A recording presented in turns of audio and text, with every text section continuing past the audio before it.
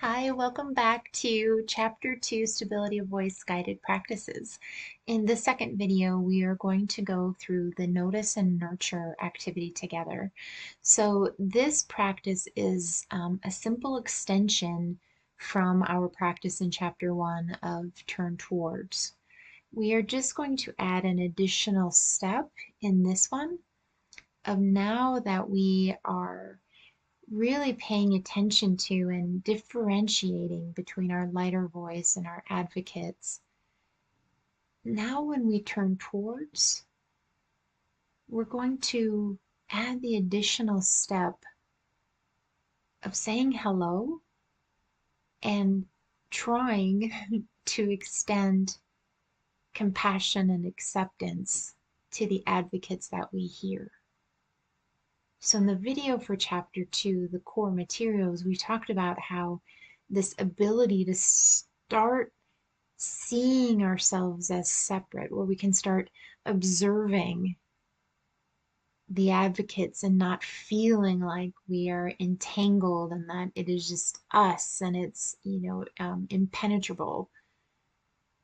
And now that we're starting to loosen that and we can see them, when we turn towards and when we stand in the sacred slivers of space, once we do that, now we want to have a practice of, now that they're there, how can we start nurturing them and befriending them with the lighter voice?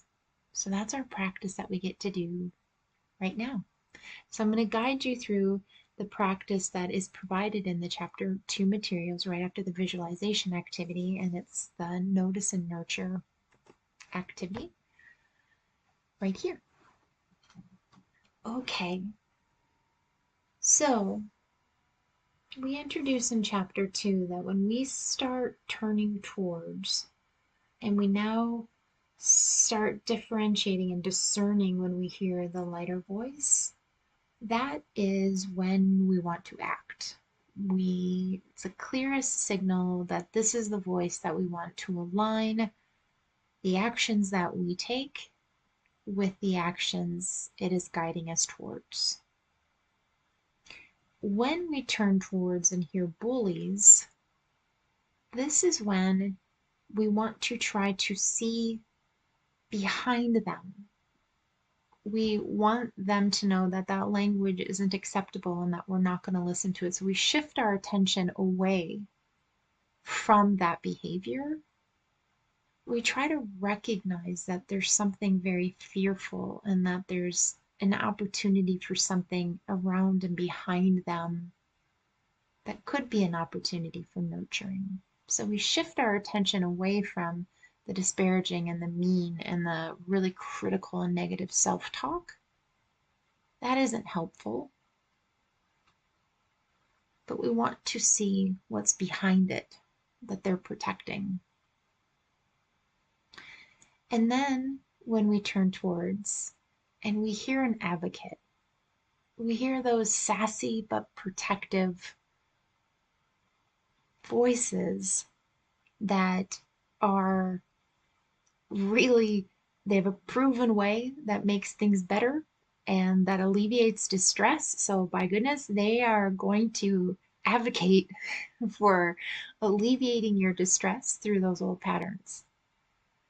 So these are the little gems that we want to befriend and introduce to the lighter voice so they can establish trust and so that they can start taking direction and hear the guidance from the lighter voice with the new resources you have as an adult and with additional spiritual maturity and just where we are now with the choice we would want to make.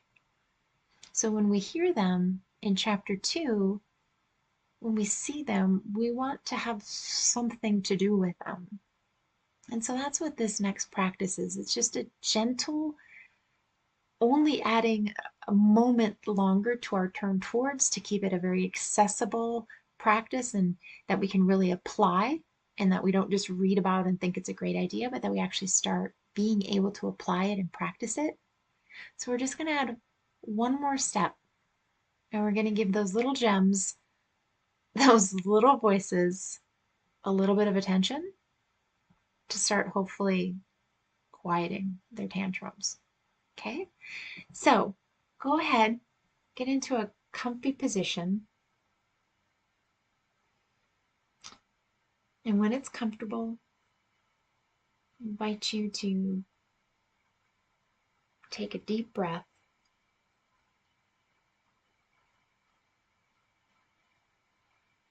and close your eyes or gently gaze down.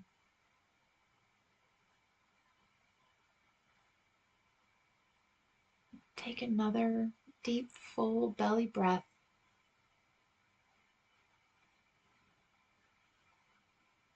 Slowing down our exhale.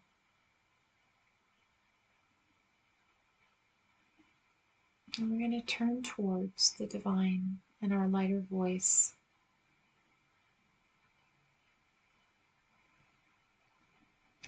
We want to take a deep breath and feel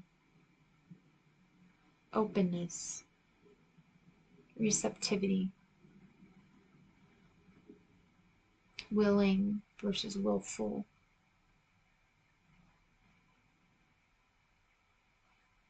We're going to take another deep breath. And when you're ready, we're going to ask the divine in our lighter voice for help and companionship. We're going to ask for patience, ask for trust, ask for what is ever in your heart,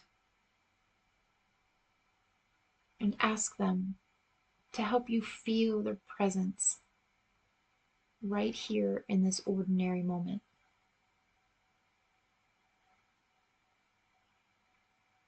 Now,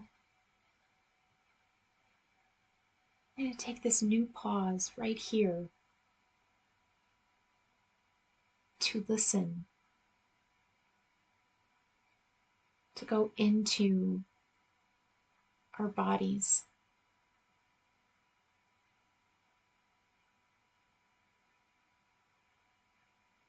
We're going to listen for what's asking for attention.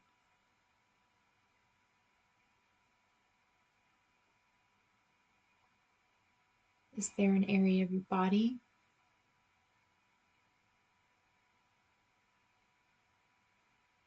Do you have a thought or feeling? What is asking for your attention?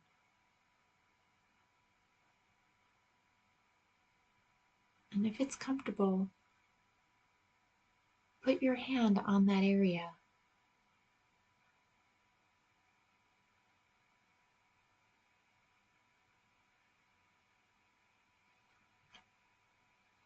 And if you're hearing a restless or fearful advocate, acknowledge them. Don't shift your attention away. Just be with them. Can you feel separate from them? That they're there, but you can observe them. Can you feel that?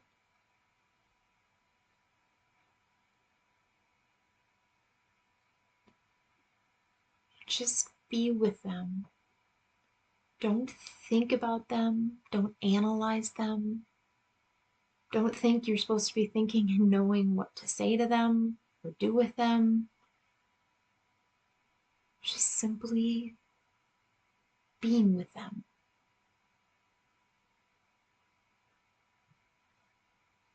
It's as if you were sitting on a porch step and there was the advocate at whatever age you personalize them as in the front yard, and you're just observing and watching them play or have a tantrum, but not trying to change them, just observing them and listening to them.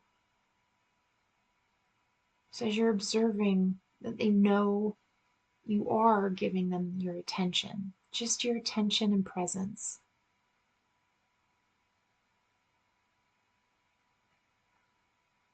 And now, importantly, check in with yourself and ask if it's okay to be with what you're now sensing.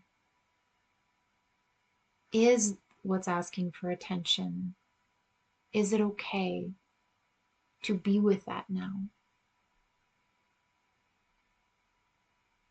If it isn't, just simply assure it that you will come back at another time. It will get your attention when you're able. If it is okay to be with it, then just simply continue to sit with it. Just with a compassionate presence, knowing you don't have to fix it, knowing you don't have to solve or do anything to make it different.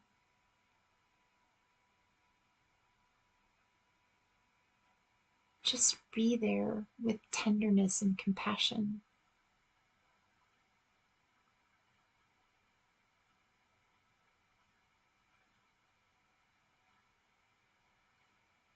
Just listen.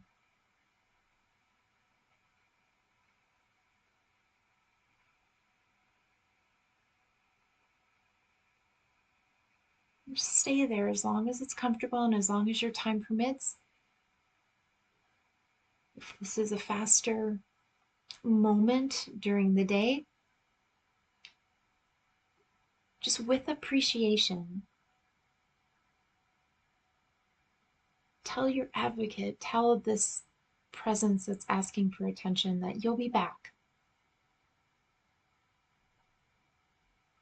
Assure that you will be back when you have more time, but that you need to bring your attention back to the present moment.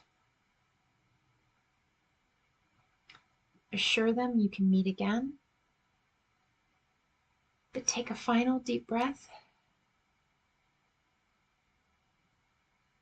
and come back to this moment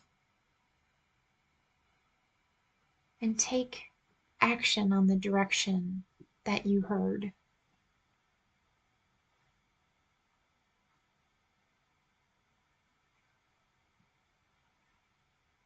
And that's the simplicity of this practice. It's again starting to get that distance between us, our true self, and our advocates, and starting to recognize them, give them attention, know they have our attention and that we're listening for the valuable wisdom and message that they've been trying to communicate.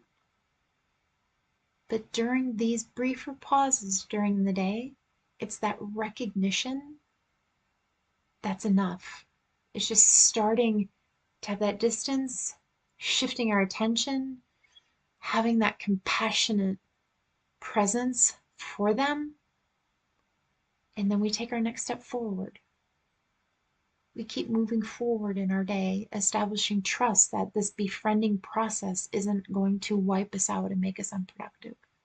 We can still integrate this and apply it within our life as we keep moving within it. And that is our practice from chapter 2 of Notice and Nurture. Thank you for joining me and coming along with the guided practice with me, and I'll look forward to seeing you in our chapter 3 practices. Thank you. Bye-bye.